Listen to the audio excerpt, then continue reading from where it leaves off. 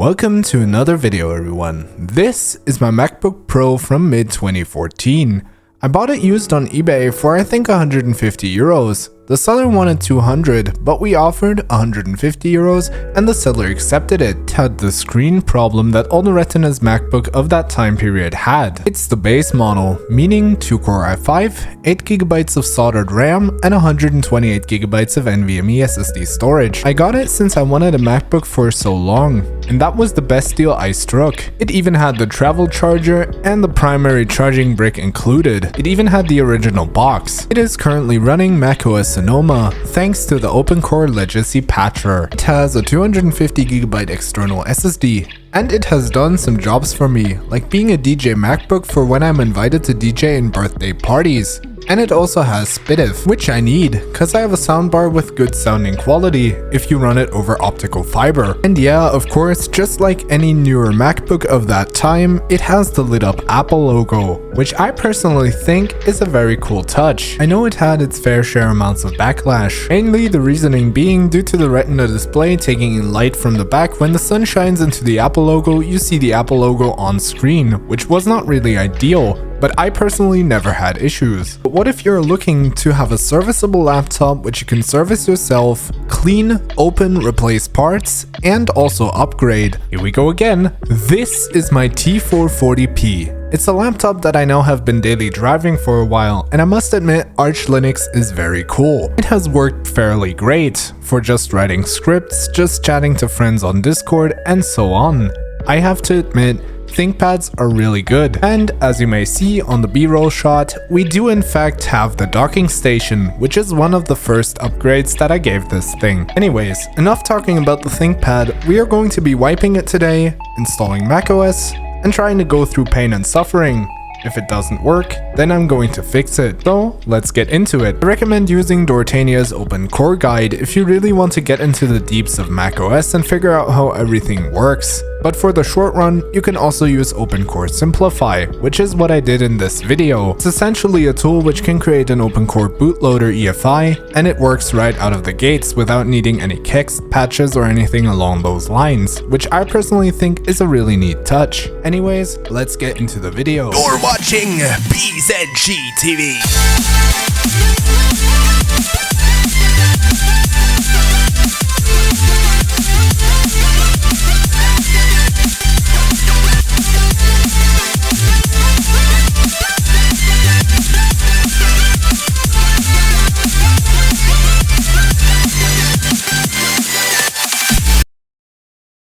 Wow, that intro was actually longer this time. Okay, so today, as I said, the first thing we need is one of these Kingston USB drives, because that's required in order to be able to do this, and it needs to have Microsoft Windows 11 on it. Now, I know what you might be thinking. Didn't you say you were proud of your Thinkpad when it ran Arch Linux? And to that I say, yeah, I was.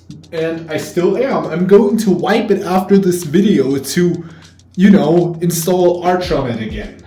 Because hell no, I'm not using Windows on this thing. And by the way, I can spoil that now, I guess. I had for this year planned a video where I would be switching on my main. That doesn't work due to DaVinci Resolve not working on Linux as of right now.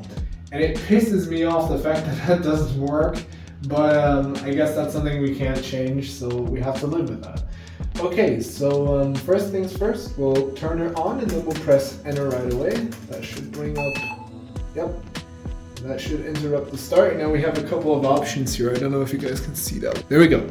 So we have, I'm gonna pause that. Some options that we can basically use. We have escape to resume normal setup. We don't want to do that. The BIOS, which we'll get to in a minute, and what settings need to be tweaked in order to get it working.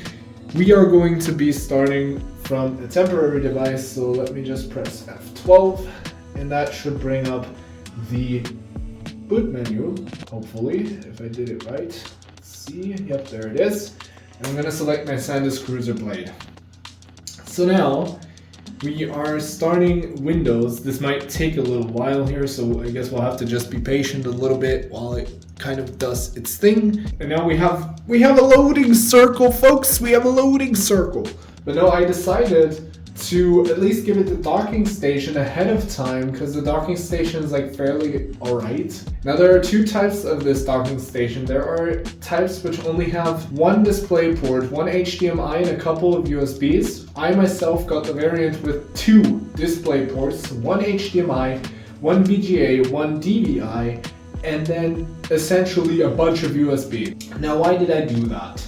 Well, it's pretty simple to kind of explain.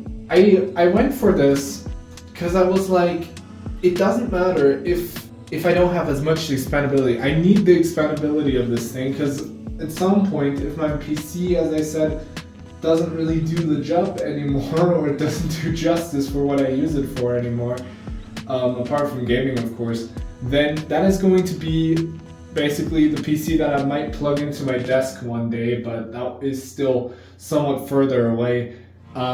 And I haven't done anything else upgrade wise, so the keyboard is still the same, the trackpad is still the same, the CPU is still the same, the SSD has been, as I said, upgraded, but that was when I got it, as you might have seen in the video, which is still up by the way. I'll have a link down in the video description, go watch that. But anyways, so this thing has not been changed in any way. I've just got the docking station for it because I enjoy it. It even has keys. It's right now even locked in. I don't know if you can see the red light. No, you can't because it's focusing on the Windows installation. But yeah, there are keys for the docking station. I did pick a seller which had the docking station with keys because I wanted those keys. Well, I mean, yeah, we're not in, you know, a work environment, but I wanted something which was reliable and which couldn't be stolen or something along those lines, even though, yeah, it's only in my home, in my office essentially, so nobody's gonna realistically steal it, but you never know. So that's why I bought it, and I'm very happy with the docking station. It works great. This version of Windows is not what you might be thinking, the version that Microsoft wants you to install. This, my friends, is Windows 11 IoT Enterprise LTSC subscription.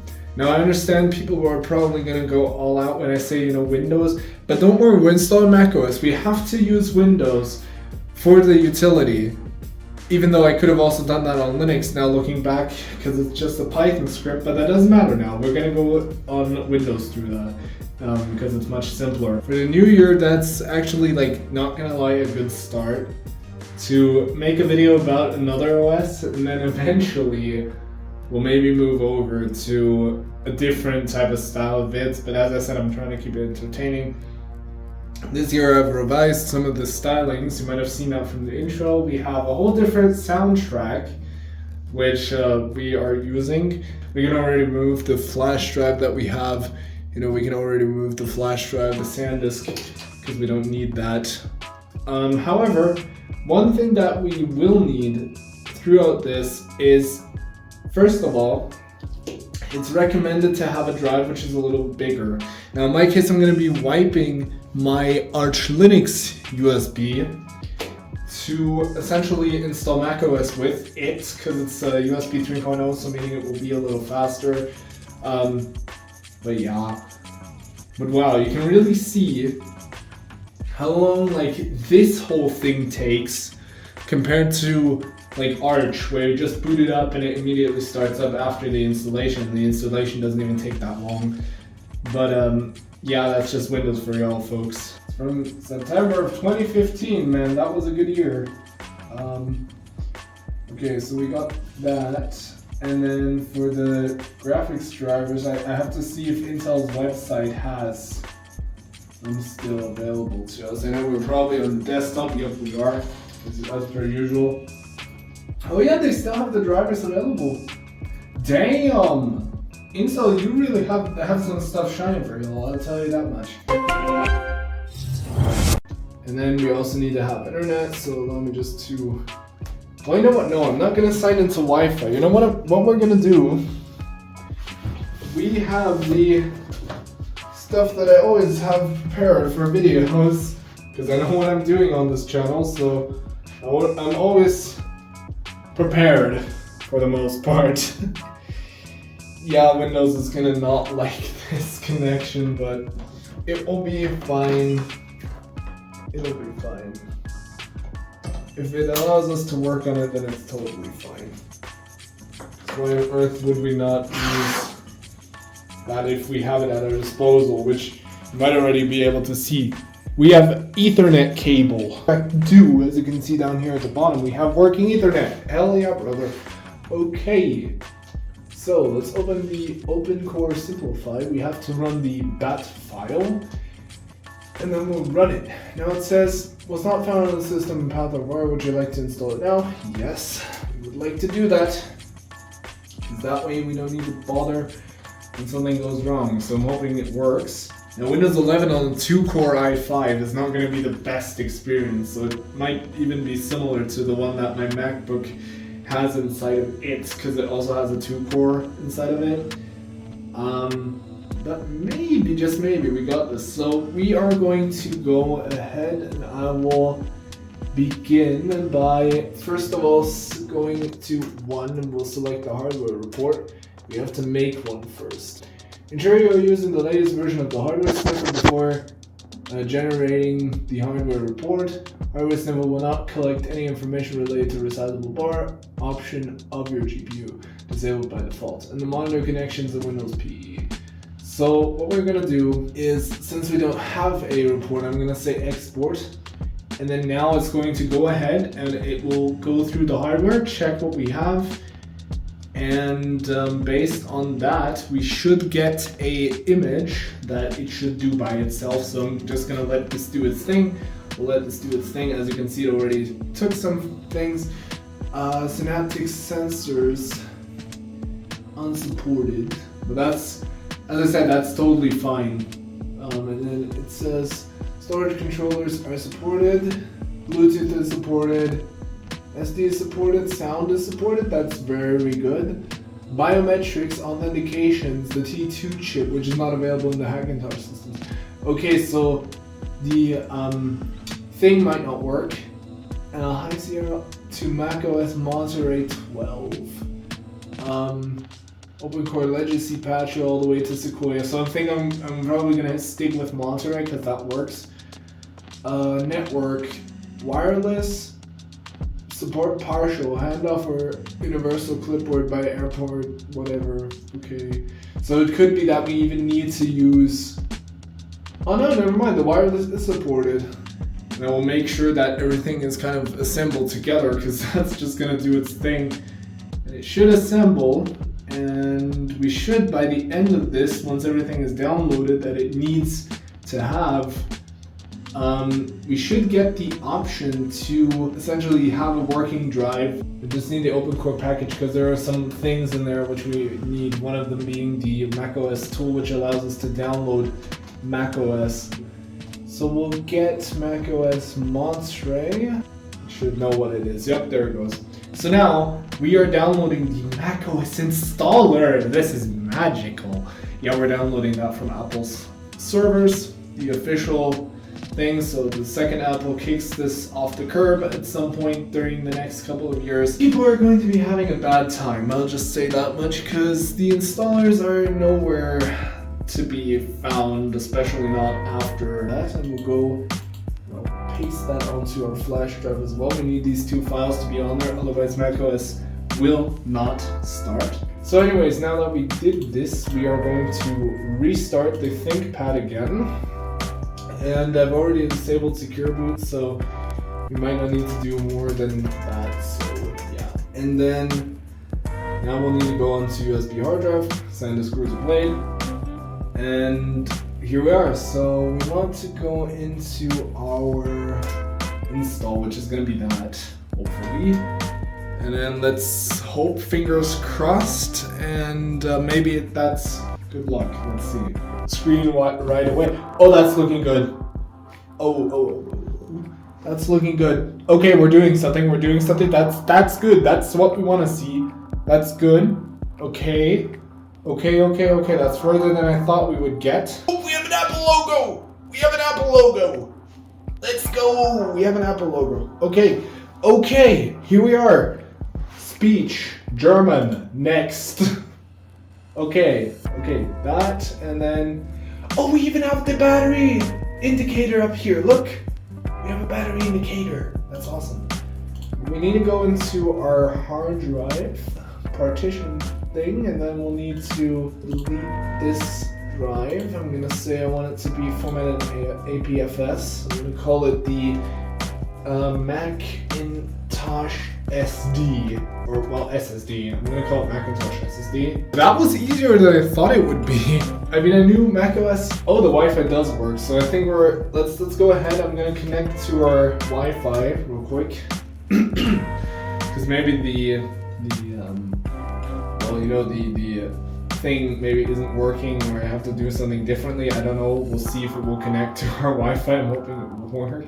So in the middle of recording this video, which I have been recording, I hate that. I honestly hate these newer Samsung phones, especially the one of like charging it up all the way. That just doesn't work for whatever reason, and it annoys the hell out of me. So anyways, so how you would do that is in the OpenCore Dortania guide, there is a section here, right? Essentially, what I'm gonna be trying is Bigsur. I will download Bigsur and we'll see how that goes. So I have a feeling with all these video projects, it always goes like this. So I just launched the Bigsur installer and it booted up fine. We have no Wi-Fi, but we have the battery indicator, meaning it's somewhat compatible. And for another bonus, the installer actually launches. Like, what the f***? I made the video yesterday, or at least I finished yesterday by saying if we don't get macOS running, we'll have a problem. But if I now press the key, you should be able to see that it basically works. It takes a little while, but you should get into macOS.